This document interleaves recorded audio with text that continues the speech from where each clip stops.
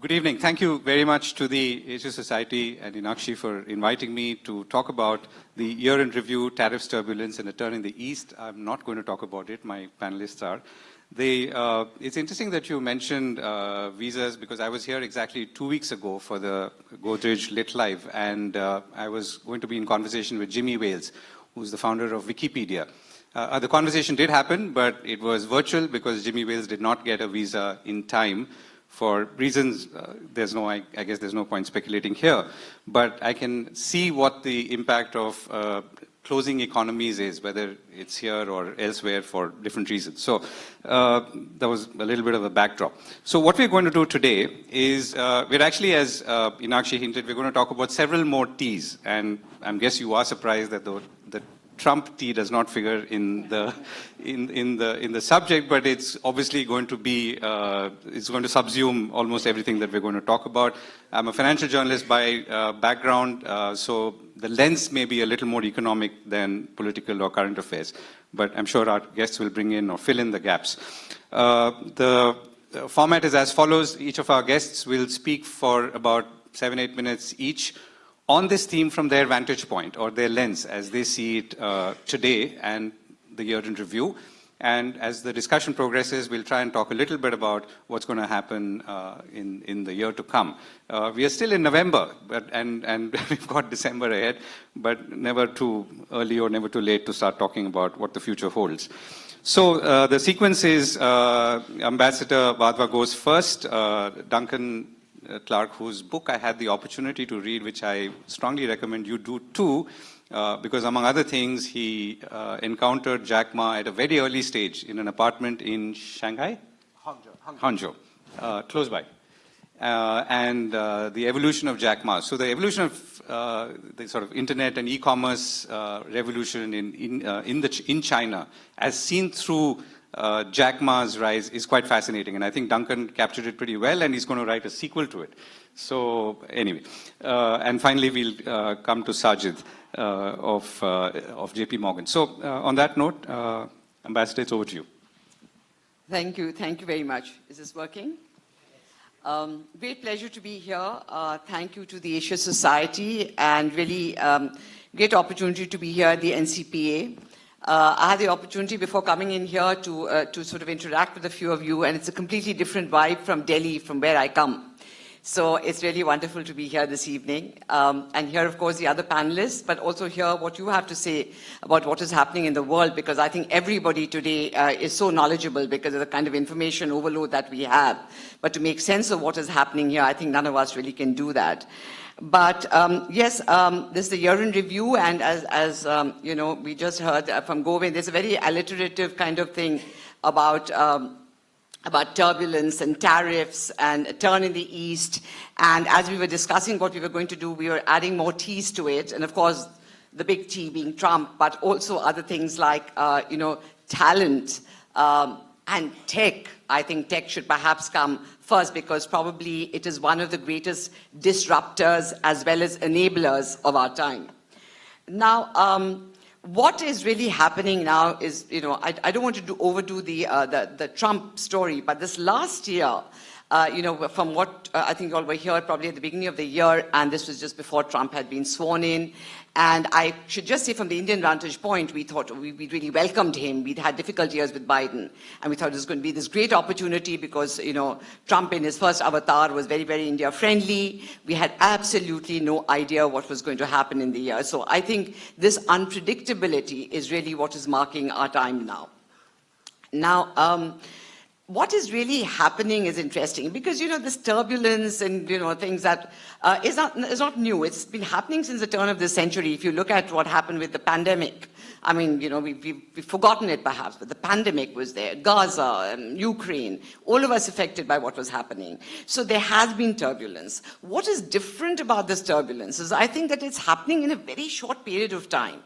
It's happening so fast that we haven't had time to sort of absorb it, to adjust, and to adapt. And before you know, there is something else coming to hit you.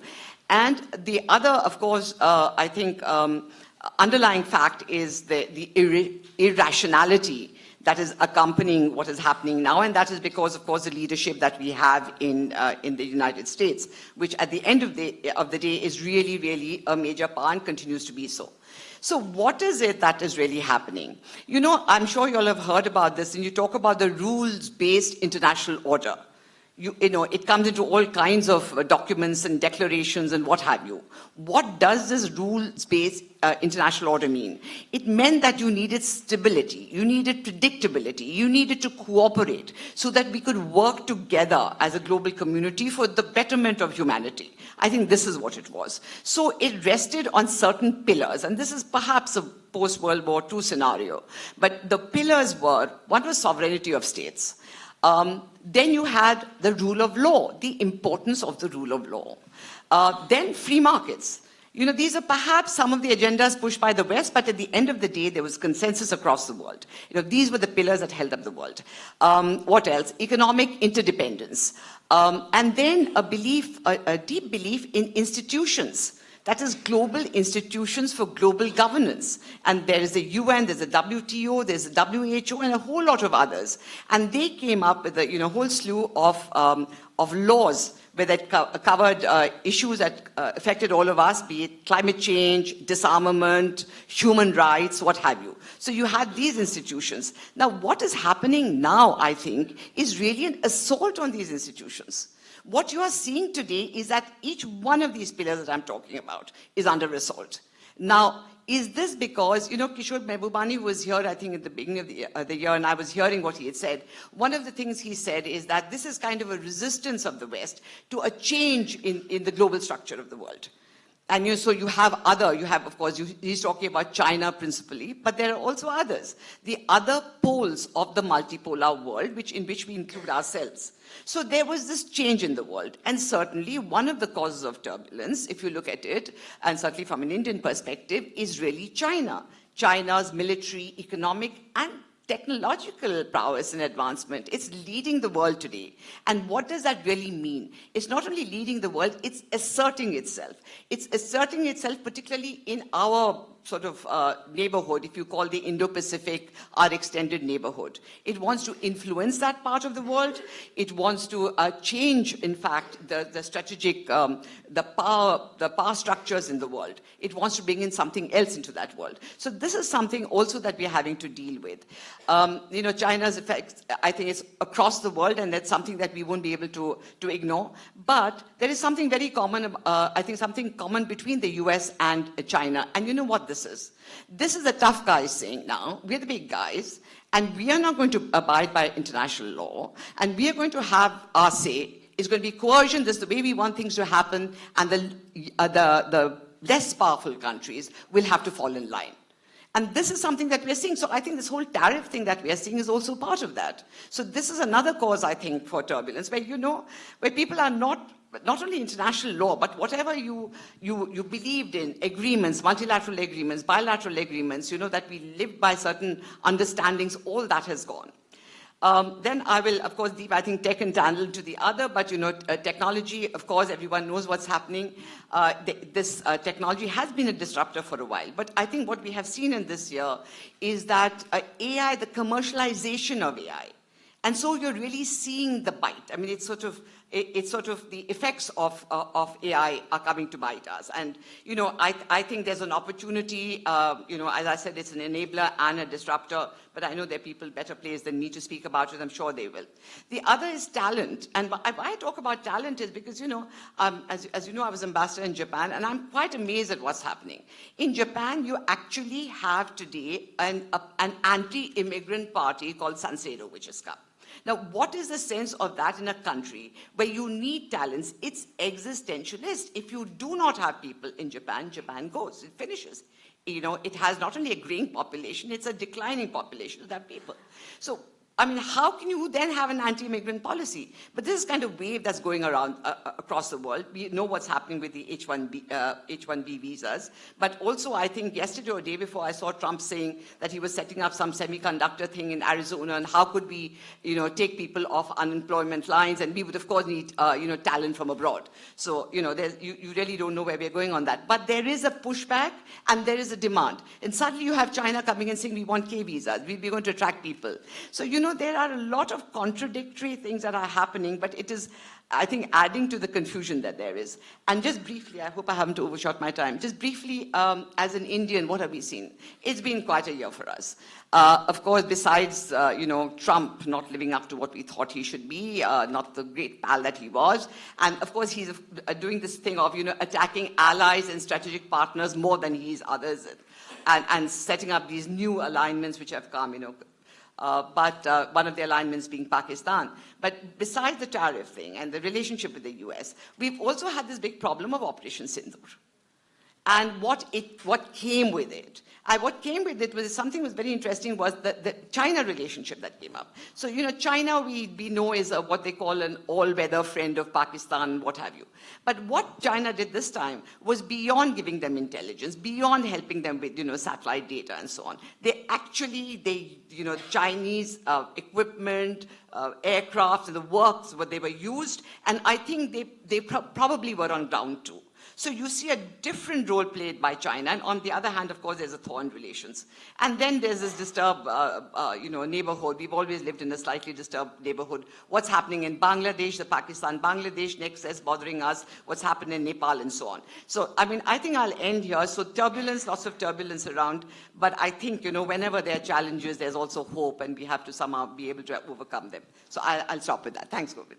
Okay, can I get a quick question in, I know we're going to talk a little bit about China, but if I can ask you, how do diplomats cope with this? I mean, the entire diplomatic, let's say, approach can change overnight Eastern time or daytime, midnight or early morning India time, morning Eastern time, with a Truth Social tweet or a Truth Social post. So how does someone like you sitting here, which I know you're not doing thankfully now, but how would your colleagues cope with this? How do you respond? I can't tell you how very relieved I am that I retired when I did. I couldn't have lived in this world at all. Yeah, but I think India's done it very wisely. It's handled this very wisely. I think what we're doing is we're reading Trump right. Initially, there was shock. I'm sure there was shock. But I think there is a predictability in the unpredictability. But so if you see what's happening, Govind, is that we're not responding to every tweet that is coming out or whatever he's saying.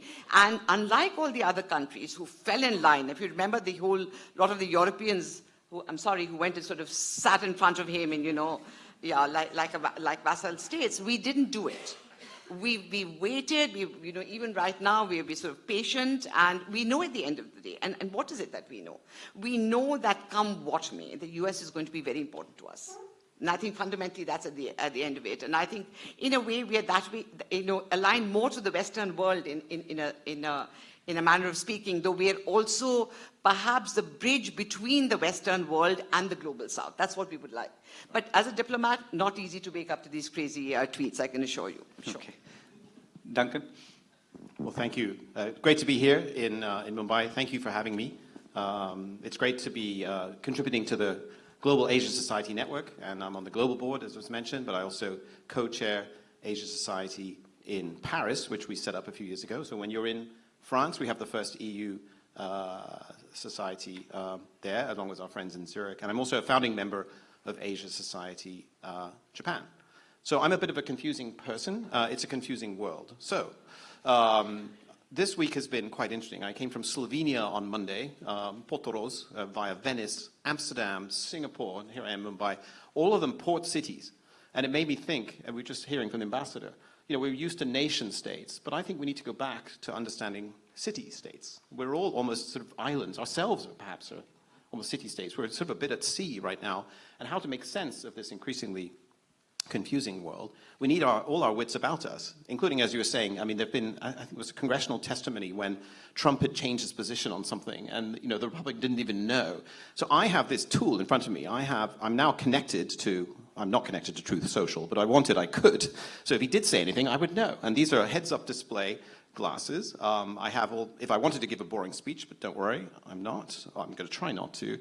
I could load it up. This is a teleprompter, and I have 40 language translation live in my, and it also has a timer. So you'll be happy that I'm not going to go over because I can see the exact time.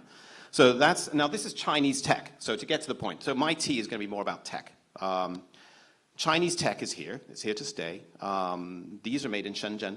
You may notice they look rather fetching, and that's not me. It's the Danish designer, for the Chinese company, a guy who worked at Apple and came back to China and launched this product. And Shenzhen, the alternative product that I have with me, I was sort of taking some images earlier with your permission. These are Ray-Ban Meta glasses. You can be a bit clunky, but like an American car versus a nice, sleek European car, or a Chinese car, I should say. So these are also made in Shenzhen, in China. So of course, next time you're visiting Hong Kong, just across the border is a much bigger city, Shenzhen, where everything is made. And as the book that I wrote about Alibaba talked about cities in Zhejiang province, like Yiwu, where everything is sold. So if you make everything and sell everything, you start to have influence. What does that mean? Now, in an America which is increasingly run by technocrats, or sort of a small number of individuals, men, frankly, some of them South African, or it's not a wide representative of the United States right now. The people running, I should say that Indian executives are actually, perhaps owned by some of these, rather strange in some cases, tech leaders. But many Indian executives are running these companies, which is, a great asset for India. As we heard about the visa situation, we'll see how long that lasts. They're not Chinese individuals running major US tech platforms. But Indians and Chinese, I mean, they all joke about Silicon Valley as its integrated circuits, but it's really Indians and Chinese, right? I mean, if you're looking at the number of graduates in the world in AI, or you could go into biotech, to your point about Japan, it's a very good point. We need to work with talent, the talent point, and tech, and how the talent is formed and trained, and what they think about ethics and so on is becoming a major determinant of our futures. So I'll go back to my Chinese ones. Going to get some cheat sheets on this. The American ones are just, for filming you. But so I'm actually finding that it's a complicated world, and I think technology is both, exacerbating perhaps some of the differences, but it can also hopefully with, for example, translation tools or things, it can actually bring people together. And one thing I've noticed recently from American and European friends and others who, older friends who might have a hip issue or something, there's a sudden fascination with the tech that's coming out of China, because you've probably seen these videos where you can literally strap on an exoskeleton robot at a mountain in China. You can rent it for sort of $10, and you can walk up the mountain without any effort. And I think there's a growing theme that I'm looking at. The technology that is coming out of China, to some extent, has a global South appeal, and beyond a global South appeal. It's stuff that people want, and it's cheap, right? And in the US, there is, of course, concentration of power among a certain number of companies. I mean, the Magnificent Seven companies, we have 3 companies that are worth more than $4 trillion. I mean, just to take a step back, I mean, one point, NVIDIA is worth more than $5 trillion. So to your point about institutions and nation states, I mean, these are the new nation states. These are almost supranational, almost extraterrestrial once Musk goes up to Mars. Hopefully doesn't come back. Sorry, scratch that bit, sorry, big fan. But I think that, we're basically in awe at the power of US tech and AI. And if we strip away the AI effect in the stock market and look at the costs of the tariffs, these $2,000 checks that, Trump wants to write to individuals, well, this is their money. They've paid for that when they've been buying groceries and all these other things. So along comes China, which is facing deflation, is facing intense competition. Chinese companies like the ones who make these glasses, they don't want to even sell in China. China is a bloodbath in terms of the levels of competition, the lack of margins, but it's a white-hot furnace of innovation. And these companies are now coming out because they're seeking overseas markets for a bit of margin, a bit of a break. I mean, China is the New York today. If you can make it there, you can make it anywhere. But this stuff is increasingly coming out, and we see it. If you just look at a picture of BYD, for example, their massive fleet of ships, I mean, one of the biggest shipping providers in the world now, disgorging electric vehicles and also traditional vehicles around the world. We see this in the global south. Even the UK, where I come from, confusingly, I went from the UK to New Jersey to Paris, and then my itinerary that I mentioned. The UK, having very wisely decided not to exit the EU, is now suddenly able to import Chinese vehicles without the same tariffs that the EU has on EVs. And so now 10, 15, 20% of vehicles sold in the UK are Chinese, and all of the EVs really, I mean, it's very dominated by China. So my point being is China's tech is here, and it may appeal increasingly to the middle class or those who are a bit left behind. At the same time, the US certainly is trying to drive a securitization of technology, that everything needs to be about national security. Both China and the US are very similar. Actually, you mentioned this earlier, these are two large countries, very ambitious. But security is dominating the agenda for both of them. And China, you can kind of understand in the sense that the US has explicitly said it wants to make it very difficult for China to continue its ascent. But China's ascending anyway in certain sectors and is ahead in certain sectors. But all this means that if Chinese tech is coming out and is attractive to the global south, it's also beginning to enter other markets beyond the global south, and that's quite significant. And I think there's a risk for the West is so focused on elite tech and security of everything. It's a bad joke, but denial is not just a river in Egypt. Denial runs into the Potomac and the Thames and the Seine and the Sumida River in Tokyo, perhaps. But I mean, we can't deny what is happening with Chinese tech. But we need to be aware. Firstly, the one thing we can all do is understand what's going on. What is it? Who is it? What does it mean for me? I think ignorance is no longer advisable or even possible when it comes to tech that's coming out of China. It is here. And the government, it's all very transparent. The Chinese government has the 15th five-year plan. You can read it. You can look at its ambitions from quantum to advanced manufacturing to, of course, I mentioned EVs, photovoltaic. I mean, China is the market. It is so cheap now to buy a solar panel that if you want to buy a panel, you buy a solar panel. It literally, you don't even use, if you wanted to build a sort of wall around your property, you just buy a solar panel from China. It's crashed the market. But on the other hand, it's like, that's terrible. But then it's like, my gosh, it's so cheap now to use solar power. So the West also has a bit of a challenge now in saying, on the one hand, we have these ambitions in Europe for net zero, and then we're afraid of China's tech, but and China is reducing emissions. I mean, it's great to be in Mumbai. I've seen a little bit of haziness here. It used to be a lot worse, but I've lived through much worse in China. But to go to Beijing today and Shanghai, the skies are clear. The streets are completely quiet because of EVs. Also, the economy is not very good in China. That's another aspect I want to touch on before I hand over. China and the US resemble each other in one other way.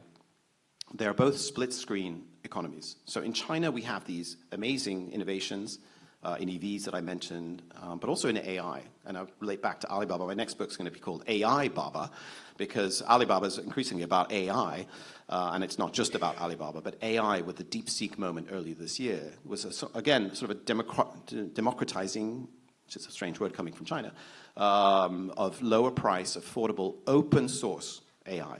So DeepSeek started it. Alibaba's Qwen or Qwen is now the most popular open source AI product in the world. And 80% of the pitches that people like Mark Andreessen are getting in Silicon Valley are from companies using Chinese AI. So, I mean, think about that. And these are open source.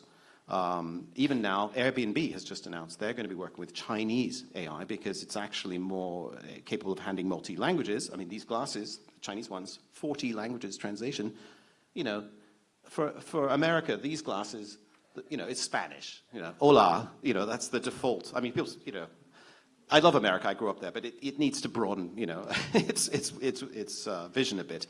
So China's basically playing to this, not just elite tech, but it's also splits in the economy. Just finish one point, and then I'll hand over. The Chinese economy is in not good shape. I mean, since 2020, which ironically was when they also cracked down on Jack Ma and his famous speech, he was basically getting a bit too big for his boots, according to the Communist Party, etc.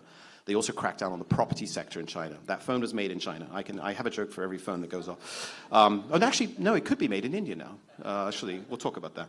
But actually, the AI aspect is one part of it, but it's also helping China, but the domestic economy is quite weak. Most people's assets in China are tied up with their property, and 70 to 80% perhaps of their savings are their property, and the property market is down and continuing to go down.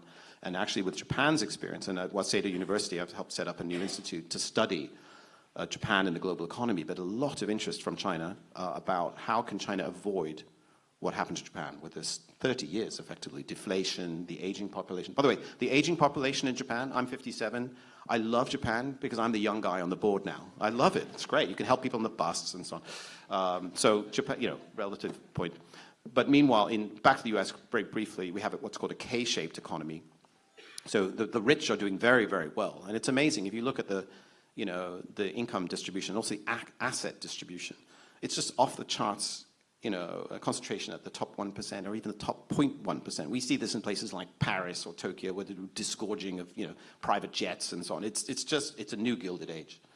But it is, the question now is if you strip away the AI and this sort of 0.1%, lots of companies are beginning to face issues. If you talk about Chipotle or sort of mass market, retail, like people are having it's a real affordability crisis.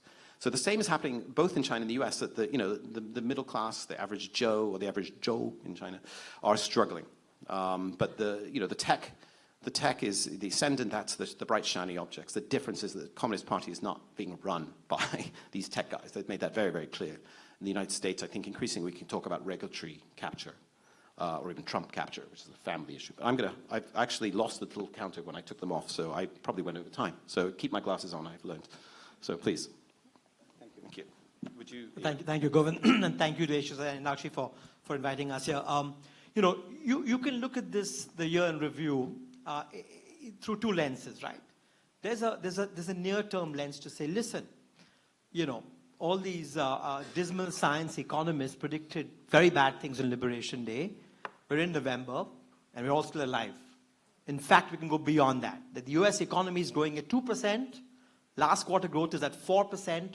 Far from a recession, the US is accelerating, A. B, the stock market's doing great. And C, we may be on the cusp of this foundational technology, AI, that's going to change our lives forever. What's not to love, right? These economists were dismal scientists. The alarmists, tariffs were not as bad as they made it out to be. That would be one sensible way to look at the last 6 months, and I would argue that that would be the wrong way to look at it, because I think below this very calm waters are some very worrying undercurrents, right? To appreciate this, I think we have to recognize something more fundamental. We're so caught up in the here and the now in terms of problems and cleavages. We've had the greatest 100 years of prosperity that mankind has ever known, right? From the 1940s to 2025, we've never in the history of humankind had this much growth, this much prosperity, so many jobs being created, this big consumer boom, inflation being so low, right? And this 100 years, I would argue, behind that, there was a certain scaffolding. There were certain rules of the game that allowed this to happen for 80 or 90 years after the Second World War. The first was globalization. Next year is going to be the 250th anniversary of Adam Smith's The Wealth of Nations. What was the foundational principle there? Specialization and exchange. That if people specialize and exchange, that is the surest way to get efficiency. And that's what we've seen. That China does a lot of manufacturing, Asia does a lot of manufacturing, Taiwan does the AI, Bangladesh makes the sneakers or the garments, India does the IT services, the US does patent stuff and innovation, and the world, because we sometimes forget this, right? I can't emphasize enough the importance of free trade in driving growth over the last 100 years. This is my favorite example, right?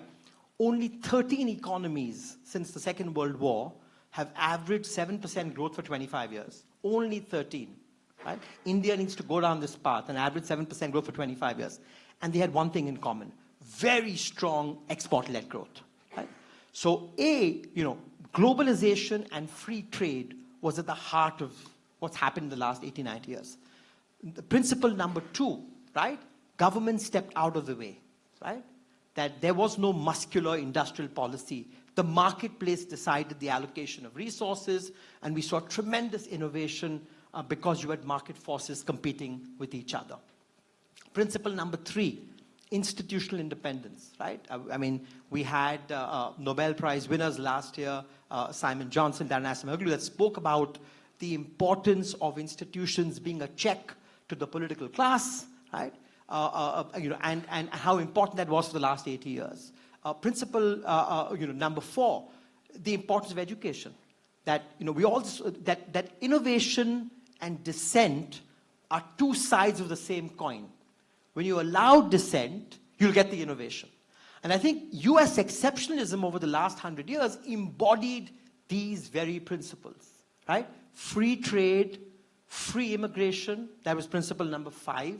Indians went to the US, thrived in the ecosystem, now head some of the largest companies in the world. Low-skilled people went from Mexico and other parts to do the jobs that Americans weren't going to do.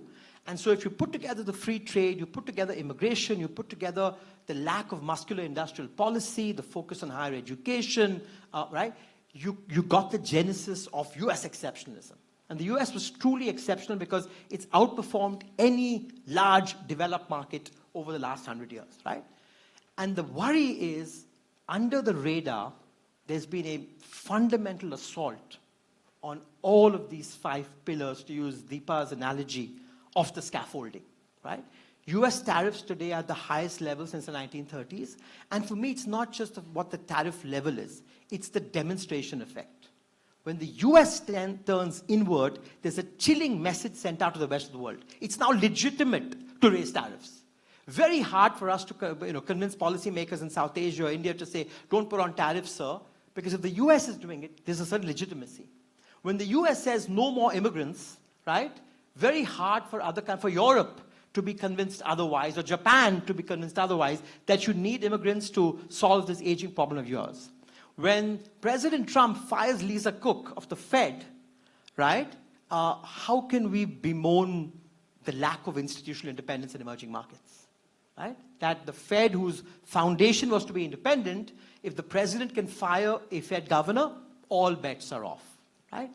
If there's an assault on higher education in the US, right, that's fundamentally undermining US exceptionalism. So for me, the worrying part is that the pillars of the scaffolding that delivered, 80, 90 years of unprecedented prosperity are under fundamental assault, right? A, and B, the demonstration effect of what's happening in the US to the rest of the world is really what's pernicious in my mind. Now, I'm not for a moment arguing that globalization and capitalism has no flaws. There are lots of problems, right? There are lots of problems. President Trump has his finger on the problem and he says, the middle class in the US did hollow out.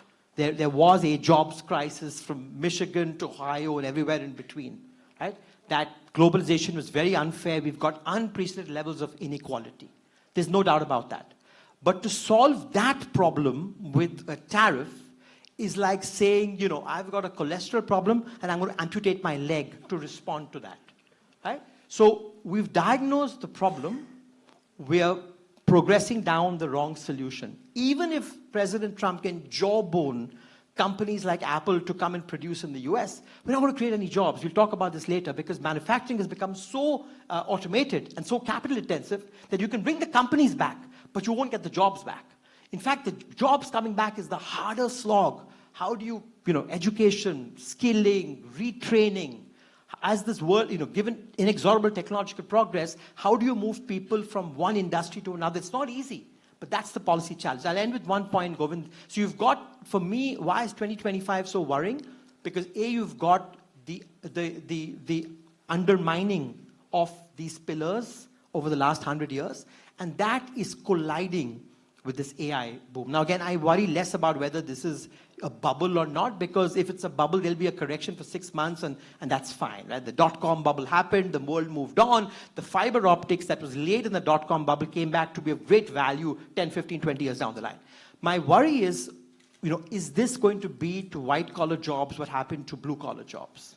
Where the automation of manufacturing meant that manufacturing became so capital-intensive that you gave rise to a Trump, that you gave rise to Brexit, that you gave rise to populists all over the world, from Bernie Sanders and Mamdani to a Trump and a Bolsonaro around the world.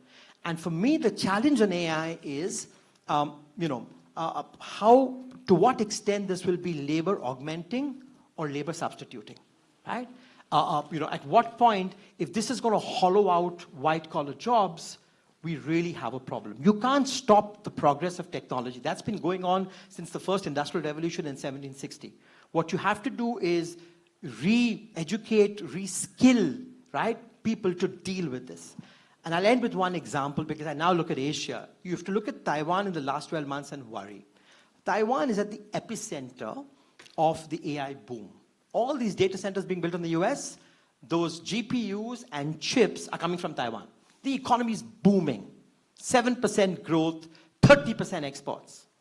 Guess what the government did last month? It announced cash transfers.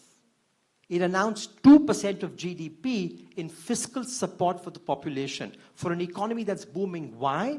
Because AI, even the build-out, is so capital intensive, it's created no jobs at all. For an economy that's growing at 7%, consumption the last year has grown at 0.5%. So if this is a harbinger of things to come, we really have to worry. So I think, when history is written, I worry 2025 is going to be one of those years which was a fork in the road, when not only did we undermine the pillars of prosperity in the last 100 years, but we're confronting a technology that we don't quite fully understand. Okay, thank you. So let me kind of pose a quick question on the scaffolding that you referred to. So let's assume the scaffolding is coming apart as we speak, but equally it's been erected over a century almost. If we were to look from the India's viewpoint, in response to, let's say, the America raising tariffs, we've actually tried to reduce it. We've tried to make things easier for our businesses. Not that we shouldn't have done it earlier, but we've done it nevertheless. We've even gone and dismantled or tried to start dismantling quality control orders, which were non-tariff barriers, which is again a good thing. So my question really to you is, how would you sum up India's response in this whole period? Very mature, and I think very well guided, right? So I think mature for the points that Deepa made, that we shouldn't take our eye off the ball. India and US have got huge economic common interests over the next 20 years. We don't want to ruin that relationship for 3 or 4 years of a Trump presidency. But I think it would have been very tempting for India to say, see, I told you so.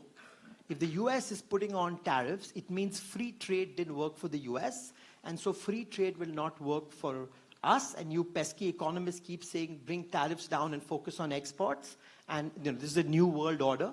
And that would be a very tempting but wrong option to go on, for the simple reason I gave you. India has to grow. Given our demography, we have a very narrow window. Our demographic dividend peaks in 2032 and stays at that plateau till 2037.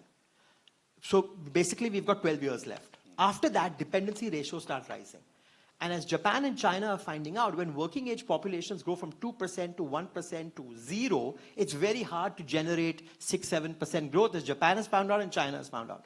So if we have to generate that 7 to 8% growth, it has to be now. This is our window, the next 12 or 15 years. And there's not a single example in the history of the world where that's happened without export growth. The challenge for India is, in a deglobalizing world, how do you grow exports? In 2003 to 2010, you remember this well, India had 9% growth. Exports were growing at 18% a year. But one argued it was easy because this was a rising tide lifts all boats, hyper-globalization. Now when the world is shutting down, how do you grow exports? And my response is, it's not that hard because India's starting point is so low. Our share of manufacturing exports is 2%. I don't care whether the pie grows or not. I just need to make my share from 2% to 4%. But that means the harder work of reforms, because that means you have to become much more competitive. And, therefore, it's really good to hear that, the labor laws that were passed or were notified Friday night, the QCOs coming down, the focus on free trade, the trade deal with the UK is done. Hopefully, the European done will be done. At some point, hopefully, US will be done. So I think the good news is we've not taken our eye off the ball. The challenge is that in this world, there's a very high premium on being competitive, and that's going to require more deep-rooted reforms. I think we're just getting started. Labor has happened, but you need land, you need power. But I'll tell you, there's one silver lining here, Govind, which is that in a world in which that's aging over the next 10 years, like the US and Europe and China and Japan, the world needs young workers. India has young workers. In a world in which immigration's a bad word, you can't physically bring them there. But now technology allows you to do this work remotely. So the real revolution in India the last 5 years has been service exports. Service exports are growing 15, 20% a year. JP Morgan now has 65,000 people sitting in India. That's why Jamie Dimon is here every year, because the second largest workforce outside the US. It's not the number of people, it's the work they're doing. All of our legal work is globally done here. Legal, accounting, technology, cybersecurity, risk management, card structuring. So I think that's India's opportunity, that technology allows you to do this, but this is where AI is both an opportunity, but a challenge. Right, and you've talked about services, and you've talked about the challenge in manufacturing. One more question, and then I come back to you. How do we then counterbalance this too? Because the service opportunity versus the need for manufacturing, because the jobs, particularly the more labor-intensive jobs which we need, will come in manufacturing, where we are still suffering or will continue to suffer a disadvantage. No, there's no easy answer here. The opportunity is that, China has pivoted hard towards renewable solar panels, green tech. It's very capital intensive. What they've done in the process is vacate a lot of space in labor-intensive goods. Plastics, apparel, leather, textiles. So the opportunity is there, right? India has to take advantage of that. And my own bias is I'm not a big fan of governments picking sectors and losers and winners. I think the government should step back and create the right environment, create the right regulatory environment, undertake reforms, right? And just the last point I'll make, AI and all of this stuff is ultimately a contest between capital and labor, right? And the question is, how do we give labor the best possible chance to compete with inexorable technological change? And there is no easy answer. It means revamping education, it means rethinking skilling, it means health, and it means the kind of things the government did on Friday night, which is labor laws that were meant to protect labor were actually hurting labor. So if you do those things and step back, hopefully the market will find a solution where we can increase our manufacturing share. Not easy, but not impossible either. Right. Okay. Ambassador Wadhwa, so, we're going to, one of the themes, the third T is really the turn in the East in today's theme. And you've talked about China from 2 or 3 points. You talked about their participation fairly overt in the Operation Sindoor. At the same time, we are also now opening up to them. We've introduced more flights to China. We've already started. We'll have more flights to China. So on the economic front, we are talking to them again. We're talking about allowing investment, more direct investment coming in once again. How are these worlds going to coexist as we look ahead at 2026? And how should we view it as people sitting here? Thank you, Govind. First, of course, I think we've been all scared by both Duncan and Sajjid. One talking about China seems absolutely unbeatable, really, and then the fear of AI. And I just wanted to say something about AI. I was just looking at growth, but they've lost about 1 million jobs in the US. I mean, I just saw figures that have come out. It's fairly scary. With China, it's a large Asian country. It's our neighbor. We can't wish it away, and it's there. So, but the shock to us was that, over a period of time, what was happening was that we had these confidence-building measures, and there were all kinds of agreements that were being put in place, and principles. And of course, the center, the nucleus is an undemarcated border. And how do we resolve this? So that really is what the nucleus is. The Chinese said, okay, let's do everything else, and we'll put this aside, and we'll take care of it later. We're a democracy. They are not. We are answerable to our people, so we couldn't really put it aside. But I think in the face of all of that, we had, various agreements. I've lived a part of my career, spent about 8 years in China myself. And I recall in 1993, we had this agreement on maintaining peace and tranquility on the border. That is what was shattered in 2020. And that was really a shock, I think, to all of us. And we found it very difficult to move away from it. But it's also a changing world. And what the difference between our relationship with China versus our relationship with Pakistan is that with Pakistan, we've stopped talking completely. We have no dialogues. 2 points of view, is that really sensible or not? I'm not getting into that. But with China, we have kept up a dialogue. There is a dialogue at the level of the army commanders, at junior levels in the Ministry of External Affairs, I mean the Joint Secretary level, about border management and border controls, that you don't have these kind of, sudden escalation that could happen like it happened in 2020. But of late, the thaw that started after Xi Jinping and Modi met in Kazan and then recently in Tianjin, is that I think we also realize that we really do need China. If we are looking at the kind of growth that we're looking at, there's no way that we can manage without China, at least in the short term. I mean, this is a realistic appraisal. After the pandemic, I know, we said no to a lot of imports, but the imports nonetheless grew. But to investments, and we had all kinds of screening procedures and all that. I think we moved away from that. We're getting more pragmatic as far as that is concerned. And so along with that comes what you are saying, that we're talking about better air links. We are talking about the Kailash Mansarovar, which is, which was one of the pilgrimages, which is very important, at least from the Indian point of view.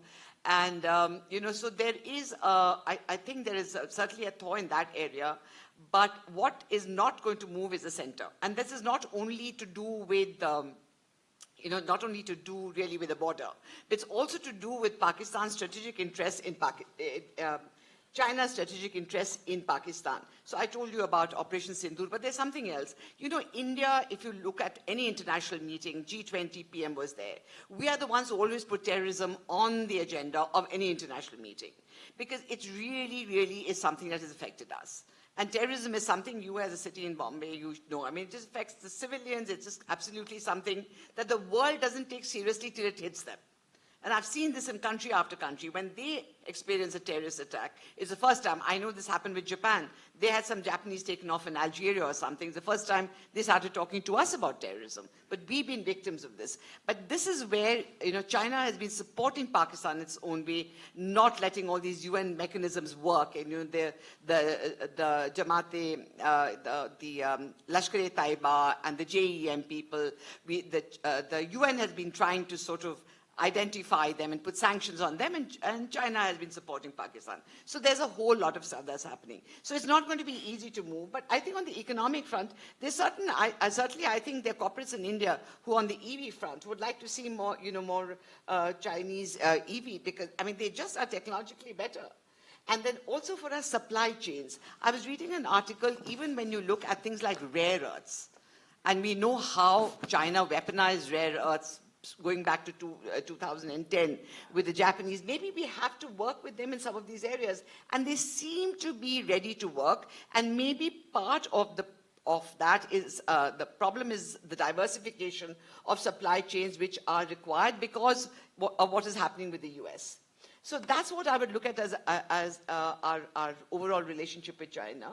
But, recently we had a meeting of what we call the special representatives, and Wang Yi was here to speak to our national security advisor. So the talk on the border and the difficult issues is on, but it's going to be a long haul.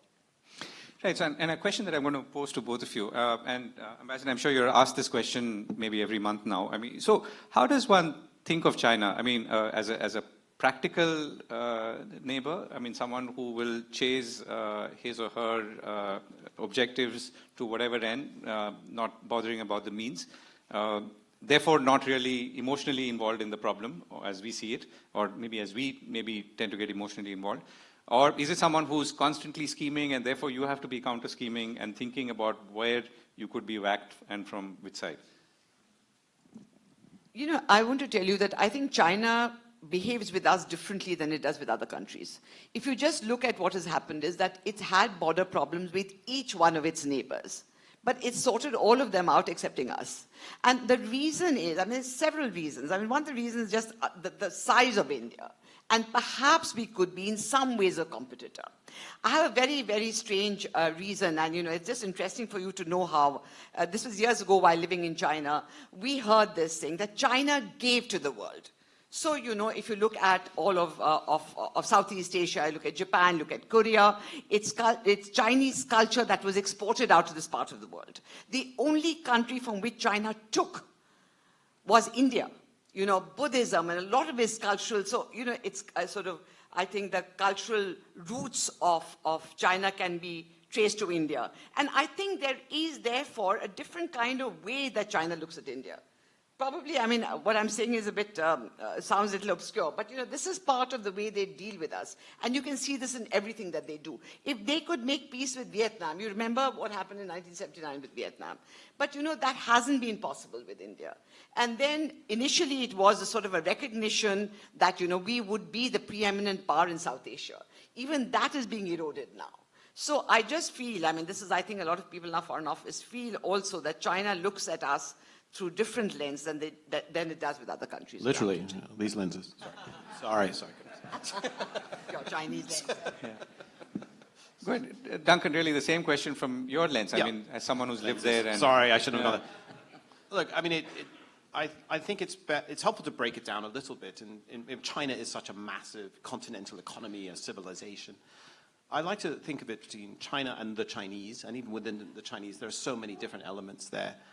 For example, and by the way, of course, China and Japan famously still do have some issues on some islands and so on. But case in point, and I'm actually launching a new business in Japan with an expert on the Chinese in Japan. There are, approaching 1 million Chinese now living in Japan. Japan is aging rapidly, and it's quite dependent. Increasingly, if you look at Tokyo University, for example, one of the most prestigious universities in Japan, more than 50%, some of the STEM graduates are Chinese.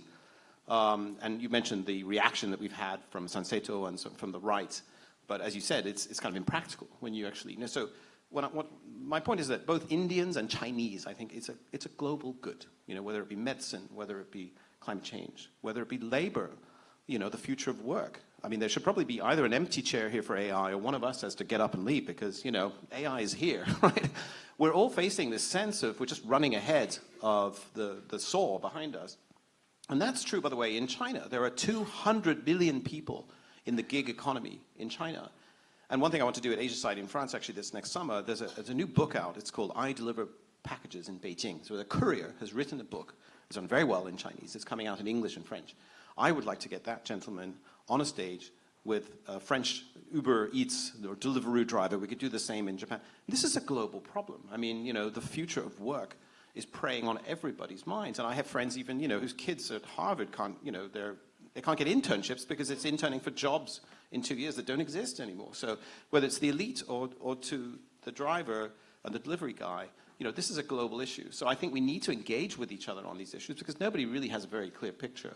And so I think that the extent to which we can work with the Chinese individuals versus necessarily the state. Now, China doesn't make it easy for that in terms of access to China. Although, perhaps not from India, and certainly my country, the UK, doesn't yet have this, but visa-free access is now growing at a rapid clip to China. And it used to be 2 weeks, and now it's 4 weeks. So places like, throughout Europe, except the UK, around increasingly Middle East and elsewhere, China is also flying over Russia. Chinese airlines are cheap, so you can fly from Europe to China. So there's a lot of people who were coming initially to change planes in China, and now they're staying. And China is trying to throw open the doors to tourism. They also, as I mentioned, they have a struggling economy. They recognize the opportunity. So I think there are going to be more exchanges with China. But yes, under Xi Jinping, we have clearly a more centralizing power. We have an unprecedented third mandate now, going to a fourth mandate. So there is a tightening of the cultural space that's driving to some extent the Chinese who are moving not just to Japan, but also to Singapore, where I'm setting up an office.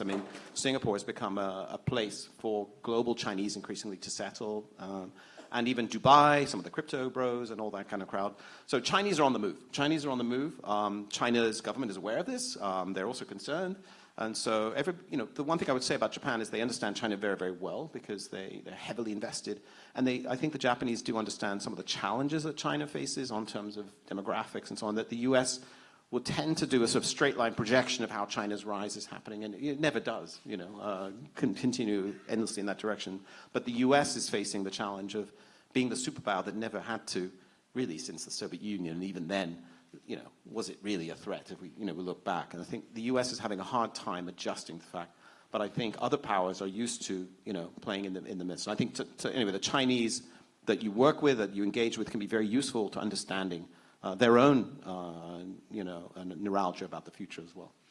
So what you're saying is that they're opening up, which we can see. To some extent. Selectively. To some extent. But during COVID, they had some of the most draconian lockdowns. I know. I did 3 weeks several times in hotels. Right. So what does that tell us? I mean, does that tell us that they made a mistake once and then they changed, or is it that they will keep changing and recalibrating? I mean, is it as unpredictable as Trump in a different way? In 1 minute, so just a quick answer. So in 2020, obviously, Jack Ma made his speech in Shanghai, kind of questioning the role of the state and regulating fintech. He was pushed aside, but also he wasn't defenestrated like in Russia. I mean, he's still alive and all that.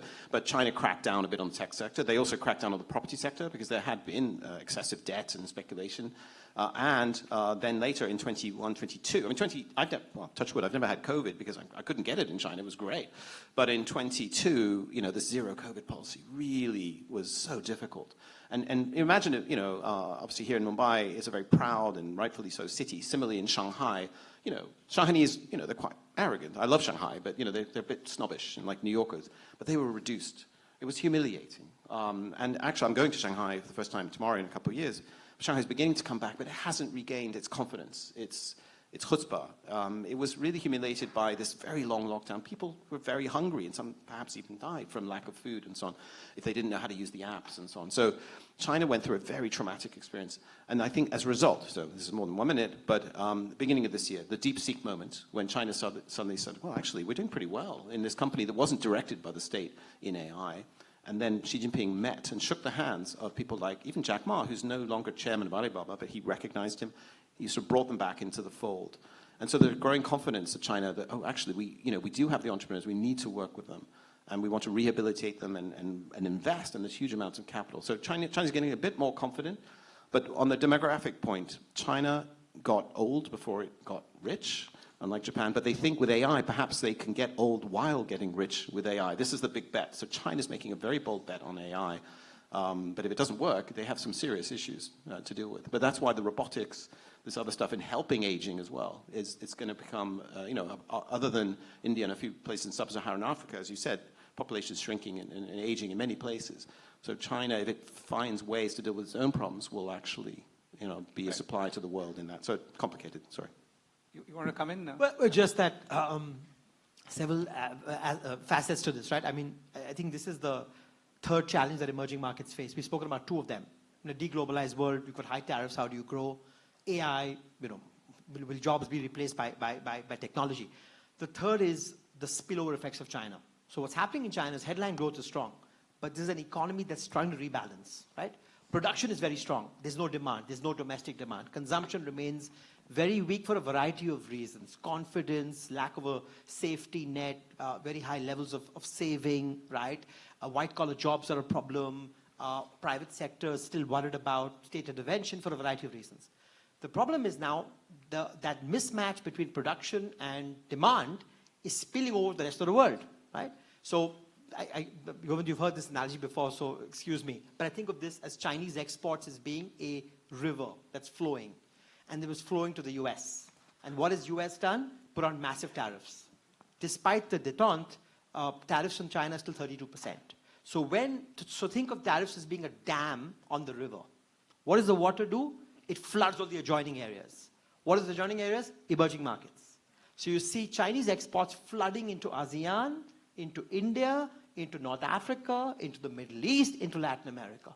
So now emerging markets have this dual challenge where on the one hand, you're struggling to get export growth, but on the other hand, you're forced to play defense to prevent imports from flooding in. I would argue India's corporate capex cycle has not picked up because you need much more domestic demand visibility in a world in which Chinese imports are flooding in, creating disinflationary pressures, and you're struggling to compete. India's trade deficit with China 5 years ago was $50 billion, China and Hong Kong. Today it's $115 billion. Now, how do you deal with this?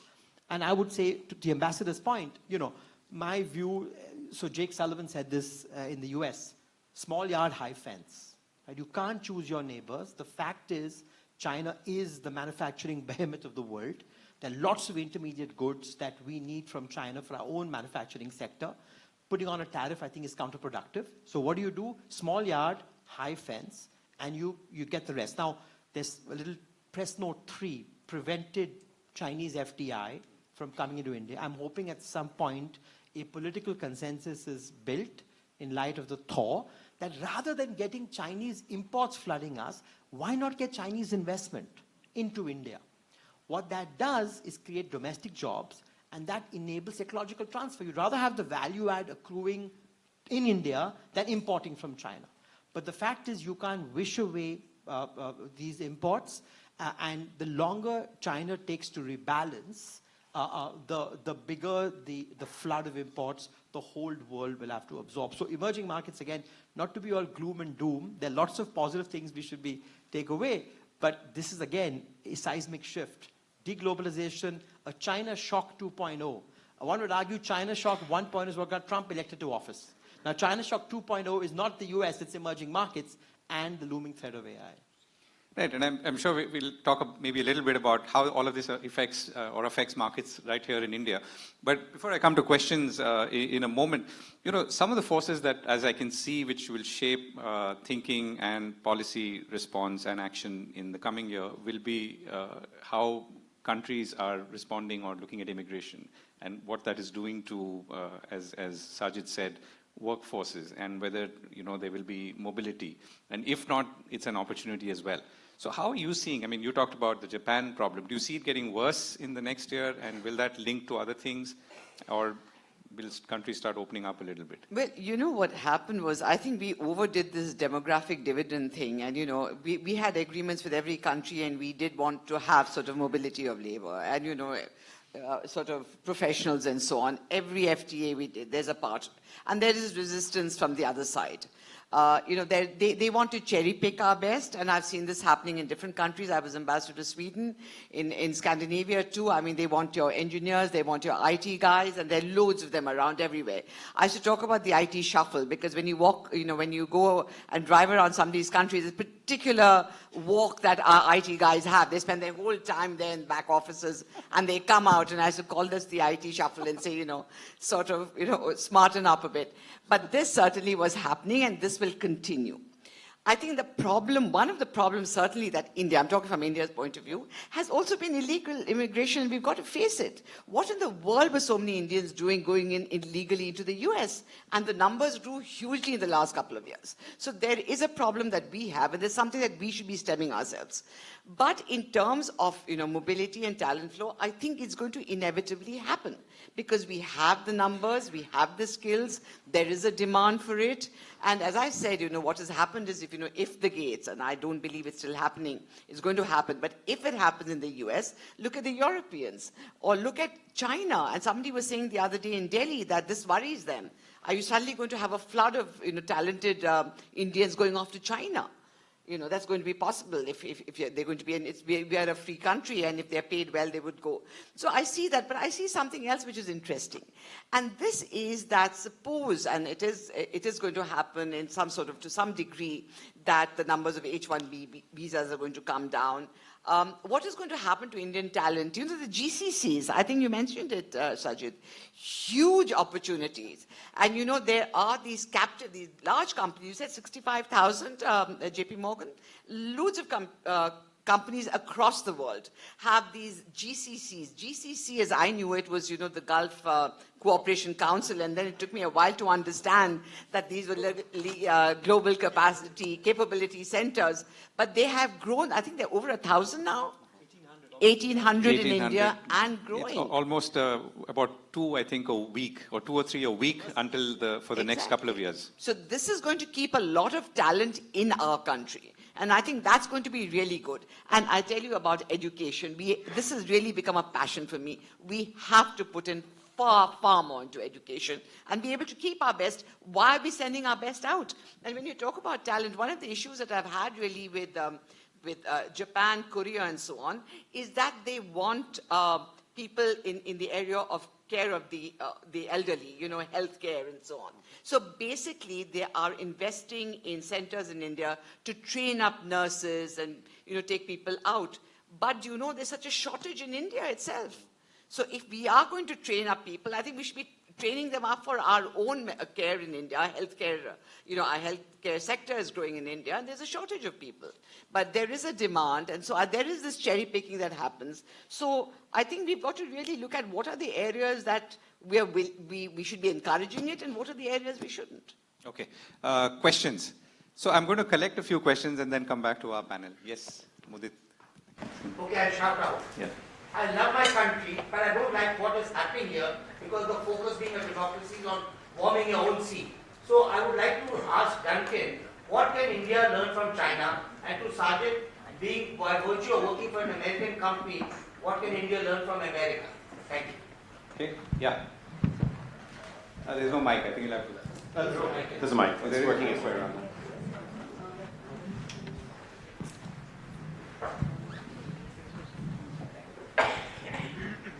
Sajjid, my question is to you. Like you said, there's a reason Trump or Mamdani were born, right? The problem statement that you define, which has found a wrong solution in what he's doing. What would be the right solution? And this is not just the past issue of the hollowing out of blue-collar workers. The future is going to hollow out the white-collar workers, as you said. So what's the right solution? Okay. There at the back. Okay, I'll come back to you. Here, row 4. Is it 3 or 4? 3, sorry. A question, especially for Sajjid, but any of you. Hi, Sajjid. Question is that in everything you talked about, including the service exports, and until now we've looked at manufacturing, the underlying theme in everything that India is doing is cost arbitrage. Now, any of us who are in business know that when you bid for anything or pitch, so long as you're playing the cost game, it's about until when the next one comes in who's cheaper than you. How long can India go on playing the cost game, whether on the manufacturing side or the services now? And so what are we doing as far as real innovation, real tech, real development is concerned, which will actually give a run for money for China? We're talking of all this stuff that's happening there. None of it is being talked about from India, right? So where are we on that? And what do you see as the long-term impact of absence of real innovation in India, as opposed to cost arbitrage? Okay. Yes, there. Yeah, go ahead. Thank you so much for the recognition. My question is to all three members of the panel, and thank you so much, sir. But yes, my simple question lies within the fact that we've very clearly highlighted that there has been a crisis of legitimacy in both the US and China when it comes to their similarities and differences. Now, I'd love to hear each of your perspectives on why this crisis of legitimacy exists when we move into, let us say, multipolarity, or to add on to the previous speaker's question, cost arbitrage. Because the more we look at it, I think there has been repeated delegitimization by the internal apparatus. I think it was Fanon who said Nazism is colonialism turned inwards. So what do you believe when it comes to the US, China, or let's just say the Western world, sort of creating this uncomfortably absurd uncertainty for themselves, not just in the markets, but also politically? Okay. Yes. Here. I'll come back to you for the next round. Yeah. My question is for the ambassador. What's going to be the organizing principle of the new emerging world order? Okay, perfect. If at all. Simple Yes. one. What's going to be the organizing principle for the new emerging world, if I got that right? Okay, so Sajjid, do you want to go first? Ambassador, you want to? We'll give you the least time to think. What can India learn from? Yeah, these are daunting questions. Do we have 3 hours, 4 hours to solve this? Yeah. Oh, gosh, where do I start? There's a common theme in the answer I'm going to give to all the questions. It's a really boring theme. You're going to say, I haven't come here on a Monday night to listen to this. But let's start with the US example, right? Again, going back to what I said in the beginning, that there's a demonstrated record of 80 years of US outperformance. And that was one where, again, boring stuff, but it worked, which was largely free markets. The government stepped away.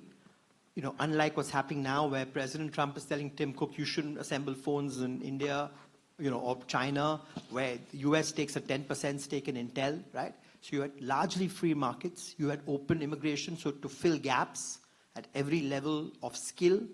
You had independent institutions. You had the rule of law. And, I think the US's biggest benefit, and, I had the benefit of that education, was a fabulous higher order education. I think that's where the innovation came from. I mean, Bhavna asked a great question on innovation as well. Think of who won the Nobel Prize the last 2 years in economics, right? Last year it was about the importance of institutions. This year the winners were what was the whole focus? That long-term growth only comes from idea generation and innovation. You can run the limits of growth by, cost arbitrage, utilizing factors of production. Ultimately, the US has been, exceptional in many ways because it's been the place where you've had innovation after innovation for the last 100 years. So there's no magic answer here. I think it's to use that. Now, where the US, I think, failed was that globalization will only increase the size of the pie. But capitalism in its inherent nature is what I call lots of winners and losers. And I think AI is one where, it'll be a winner takes all. I think where the US failed was to realize that you need a better safety net for those that were left behind. There are genuine stories about entire communities that have closed down. The factory went from Flint, Michigan. There was a crisis in the community. It led to drugs and the like. And so rehabilitating those people, having a intelligent safety net, trying to reskill and re-educate people and position them in new jobs, not easy. But I think it was the fact that the focus was so much on the elites on both coasts who gained from globalization that the person who was left behind, and there'll be many people who are left behind in AI that needs a focus, right? To Bhavna's great question, absolutely right. Innovation is the hub of it, but I would argue that, and so what does one need to get there? In my mind, innovation develops organically when the ecosystem is right. Now, what do I mean by that? Until recently, Indian firms still have a benefit from a lot of protection. People bemoan that R&D, now they will know better, is some 0.7% of GDP. In India, it's 3.5% in the US. And I will argue, firms like economic agents are self-interested.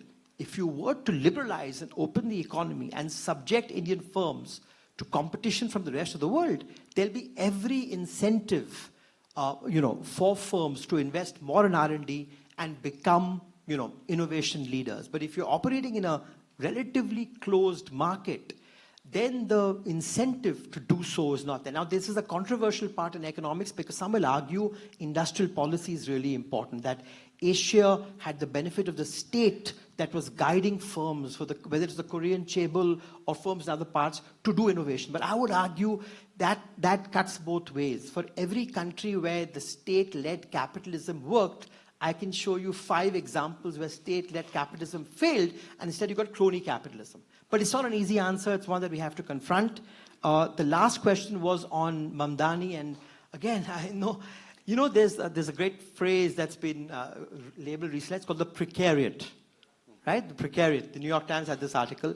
These are a group of young people, typically college-educated, who are very insecure in this world. First, the US is facing a cost of living crisis. We economists are misplaced on most dimensions. We focus on inflation. Year-on-year inflation is now 2%. People care about cost of living in level terms. In the US today, in New York, prices are 45 to 50% higher than they were 6 years ago because the US had 7-8% inflation for 4 or 5 years. So most people around the world face a cost of living crisis, right? Number one. Number two, you're being elbowed out by technology every day. If you're an American citizen, you worry about immigrants taking your jobs. So there's a whole class of people that feel economically extremely insecure. And I would say this is true around the world. And that becomes ripe for populism, right? The old phrase is that great movie we saw, The American President. I can't solve your problem, but I'll tell you who to blame, right? And so my question is that, how do you solve that? Again, there's no easy way. For me, and I'll end with this, I've gone on for much too long. The next 20 years is going to be about this race between capital and labor. And so far capital is winning out.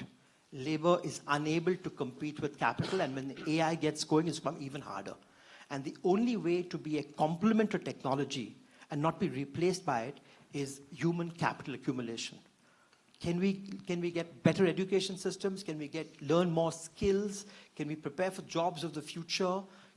Can economies embrace what I call creative destruction? Because technology is moving so rapidly that what's a sunrise industry today becomes a sunset industry day after tomorrow. And how do we create an economic system where you can move people from one industry to another seamlessly, mid-career, for example? These are existential questions, and I think what you're seeing around the world is that in country after country, it's a very real crisis that people are confronting. Okay. Duncan, can I sort of pose some of these questions distilled yes, I was going to merge with you. Yeah. And ask you to look at it through the eyes of Jack Ma, who you met as a young man in that apartment in near Hangzhou, near Shanghai. And how did he develop that innovation mindset? I mean, at that point, when, and then stuck with it to becoming what he has today? Well, the first interesting thing about him is he's not a technology person. He was an English teacher, right? So he has the gift of the gab. He can communicate in Chinese, but also in English, due to the fact he met tourists who were visiting Hangzhou. So he's unusual in the sense, and I think it's important to realize that there are people outside, engineers, who can actually still play a role in this world. And the other thing is he's a salesperson. He's from the province Zhejiang, which is, as I mentioned, where cities like Yiwu, probably most of the things in this room at some point have been sold and traded in Yiwu. So he's at its heart a salesperson. So the combination of that and his ability, his charisma to lead people by actually making fun of himself, which was very unusual. There, all these returnees coming back from Stanford and Harvard, and he would say, look, I didn't get into university until my third try. I couldn't even get a job at KFC, which he now owns, I think, in China. But, so this sense of humility. So I think Jack Ma is sort of a symbol of an entrepreneurial class that really rallied the nation with a combination of the internet connecting the nation in new ways and the infrastructure that also, frankly, created a bit of a threat when he was looking at moving into financial technology and basically threatening the banks, the state-controlled banks. But what we can learn from him is that, there is symbolism in that, it's about hope. I mean, to answer a couple of questions, and unlike you guys, I have all the questions on my glasses, so I've been summarizing them here. One question was, what can India learn from China? I mean, we can certainly learn from its successes, but we should also learn from its mistakes. And one thing, I'm a huge Art Deco fan, so anytime you want me in Mumbai, I'll be here. I was wandering around yesterday, but as I was crossing the Oval Maidan, the other side, there's a great sign saying, no honking. I'm like, really? I loved that. I mean, so actually with my Meta glasses, you can follow me on Duncan LJ Clark at Instagram. But I actually filmed, this sign of no honking, and then this wonderful cacophony of honking. I love it. China is silent because the EVs are silent. The delivery vehicles are all electric. And then they do have signs there. They don't actually have signs because if you honk, you will get a fine because it's all linked up. And facial recognition, so I just like the idea of coming here and, bending the rules a bit, not breaking them. I won't say that on stage here, but I think, you do you, India, embrace the democracy, embrace the noise, the chaos. And by the way, you can look at that even with its neighbors. I mean, you can, a friend of mine's a Korean entrepreneur who was asked, why is Korea so successful in K-pop and other things? He's very simply, it's a democracy, so China is craving soft power and has hard power, we can say, whether it be military or through industry and so on. China's soft power is frankly through the people, through food, which I see very well spread through India as well. But actually, China's not very good at, accumulating soft power top down. And it relates to the fact that, to another point is there a crisis of legitimacy around the world? In China too. I mean, there are a lot of young people who have lost a lot of hope in China. To the extent they call it involution, 内转, which is like you're turning inwards, lower your expectations. That they call it themselves the garbage generation, 垃圾. It's quite weird. I moved to China when I was 24 as a young, ambitious guy, and I was driven by the ambition of China. And now I feel like I'm the cheerleader. I'm like, cheer up, guys, like a bit of British, it's all right. People have lost a sense of confidence. So I think India, should not try to overstate the threat and risk from China, but learn definitely as a lab. China is a lab. We need to understand. We need to go in the lab, put on your white coat, observe what's happening. It's coming. How can we also use some of what's happening in China to address your own issues while taking care of the security aspects, which I think may be overstated. But anyway, so it's a lab, but don't let it, don't try to be China. And you know, the Chinese model is not that exportable, and Chinese soft power, as I mentioned, isn't really happening in the same way that we're seeing, you know, very much with Japan, with Korea, with India, right? So celebrate the fact that you know, people do want what you have. Got it. Okay, Ambassador, I'm going to come back to you in a moment, but let me just collect a few more questions because we're running out of time. Yes.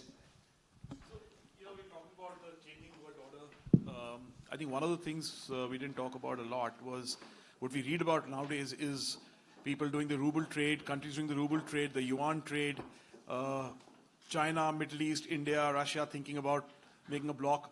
What's the future for the US dollar? Do you think that it's really going to have an impact as the world looks towards the East, or do you think it's a long time away? Okay. Yes.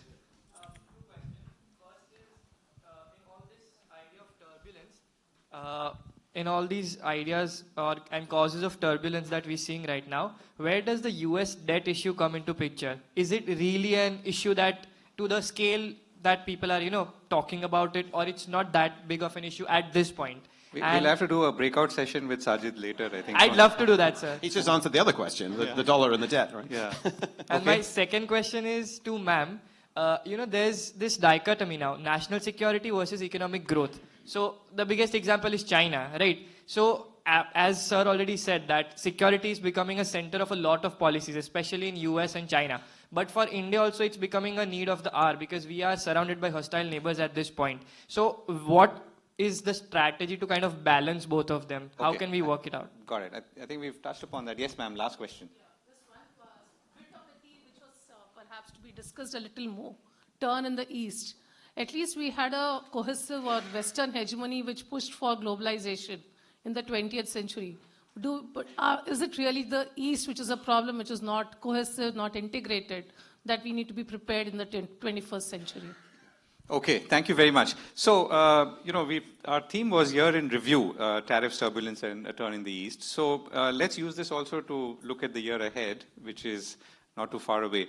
And let me begin with you, Ambassador, and ask you to do two things. One is to respond to questions that you would like to respond to. I think there was obviously one key question about the organizing principle as you see it, and do spend some time on that if you wish. And I'll then go onwards to Sajjid in the same sequence. And sum up. Right. So I think I'll respond to that because I think a lot has been said on the others. But I have to talk about China a bit. I mean, we're just completely different, you know, political systems, and I think that reflects everywhere. I mean, and also the investment in that they have done in science and technology and in innovation. I mean, there's no comparison. I wish we'd wake up and we'd realize what they've done. And what I see now is that the government, in fact, you know, shifting the focus and telling corporate India that you should be putting more into R&D. And I see a hesitation. I do live with, you know, interact a little bit with that world too, and I see a hesitation to do that. But as to what is going to be the organizing principle, I really go back to this, what I talked about, the rule of law. You want order in the system, you know, and you've got to have some rules that sort of govern the world. Now, the problem has been that the rule-making body of the world that we had, you know, whether it's the UN or the WTO, have failed in a way, have failed us. So India keeps talking about the reform of the multilateral system. And when you talk about the reform of the multilateral system, very often for us is, for example, the UN Security Council. I mean, absolutely anachronistic. Doesn't make any sense in today's world. So, you know, can we change those kind of institutions and make them more relevant to our times? The other thing I think that we shouldn't lose sight of in all this talk that we talk about growth and, you know, emerging economies and so on, there's a huge part of the world which is in complete poverty. There was in Africa, no one's even looking at. You know, the situation is so dire in places like that. And I think, so recently what happened was when we had this G20 in South Africa, I believe that they talked about equality and sustainability and something else. And America, as you know, didn't participate. G19, isn't it? Yeah, G19. They refused to participate, and they said they didn't believe in these basic principles that the G20 was going to talk about. But there is that world, and one has to be sensitive to it, and also sensitive to the issues of the world like climate change. It's affecting all of us. So I think if you talk about an organizing principle as such, I think it has to be more interdependence. It also has to be more sort of consensual, decision-making on issues that affect all of us. And I think that really, I've done years of the UN also, so I would think that would be very important. Are you optimistic about 2026? It's so difficult. I mean, you've set up something that is completely immutable and can't change. And so the 5 guys who have to decide that you can change it, why would they do it? Frankly, if we were on the top table and we were going to be pushed out and someone else was going to come, were we going to agree to it? No. But I mean, if you really want to look at the world, can we tweak around what the UN Security Council is? Why do we have the veto? Nothing has happened in the last few years. I'm surprised that they came on board on this whole thing on the Gaza thing, where he has a board for peace, which God knows what it means, and he's the chairman of the board. I mean, this is ridiculous. But I mean, the UN Security Council has passed it. So we really need to reform it. And, we've got to look with more of with a heart and a conscience. When you're thinking of young people losing jobs, you're talking about Gen Z. I mean, it's not only Gen Z in the US. Look at what happened in Nepal, and I think one of these African countries, Angola, Mozambique or something, There are issues, and I think we have to be more empathetic to the issues that affect the larger number of people in the world. I mean, that's what I would certainly feel. Okay, as we're out of time, maybe only a line or two from I will cede you first because there were some US dollar questions that I'm handing to JP Morgan. We'll do that offline, the dollar and debt. There's also a prognosis. Exactly. A lot of gloom and doom. Let me give you some good news. I think the good news is, the fact is the global economy has proved to be very, very resilient in 2025, and that's great. A. B, all this technological change, you worry about the side effects, but this is amazing, right? To look at the kind of productivity growth that we're seeing in our lives with ChatGPT and the like. So I think that's the good news, that we are moving rapidly up on a productivity scale. What will I look for in 2026? 2 or 3 things. There are a couple of important Supreme Court decisions in the US, whether these tariffs are even legal under IEEPA. The Supreme Court's hearing that now. If they're deemed illegal, there'll be more uncertainty. Can Lisa Cook be fired? That'll be out in Jan or Feb. So these I think will be quite important to talk about institutional integrity. But 2 other things, right? One is whether this is a big bubble on AI. The last time you had valuations like this in the US, twice only, before 1929, before the stock market crash, and 1999, before the dot-com bubble burst, right? And a year from now, can we find enough use cases? I was in Washington, D.C., and somebody said, this is going to be more transformational than the advent of fire, right? And so can all of these, and just 30 seconds on this, why is there this mania? Because unlike previous technologies, which are more concave, this is meant to be convex. This is meant to be exponential. And exponential means there's a massive first mover advantage because the first person can never be caught up. So it's a winner take all. So everyone's jumping in to make those investments. So for me, a year from now, is this a bubble that unravels? And B, can we find enough use cases for AI and monetizable use cases to justify the investment? The last thing is, it's too early to claim that the US is out of a recession. The jobs market is still extremely weak, being masked by AI investment. So I'd look for these 3 things over the next 12 months. What happens on the Supreme Court? Does the US go into a recession? And what happens on AI globally? Okay, Duncan, apart from the fact that your sequel is going to be out next year, is there anything else? Oh, you're putting a lot of pressure. Well, with AI, I can write it. It's written itself tonight. I mean, No, so, we have... Quick last sentence, yeah. Next year is the year of the horse in China. There's going to be a lot of horse trading, I think, between China and the US. We've seen already a cessation of hostilities for now. We saw in Korea.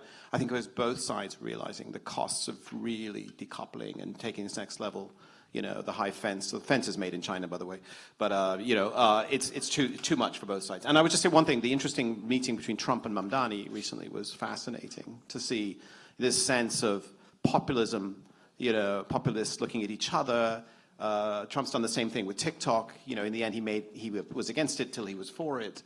So, this shapeshifter Trump, putting aside all the corruption, all that stuff, it means there's no ideology there. So I think, that somehow gives us some hope, and we have the midterms obviously coming up. So yeah, I think next year they'll also do read might sound boring, but the 15th five-year plan in China for sort of a blueprint of what they're planning. It's quite transparent. And are they going to achieve it or not? But if they don't, they're going to need some help and partnerships. And so, we'll see. All's up for grabs, but I mean, ignorance is no longer advisable or even possible. So, grab your Chinese tech, your American tech, just learn. Right, or see it through your glasses, yeah. Right, on that note, we've run out of time completely. Thank you so much for being a patient audience. Thank you. Thank you to my panelists, and thank you to Asia Society for inviting me and hosting us today.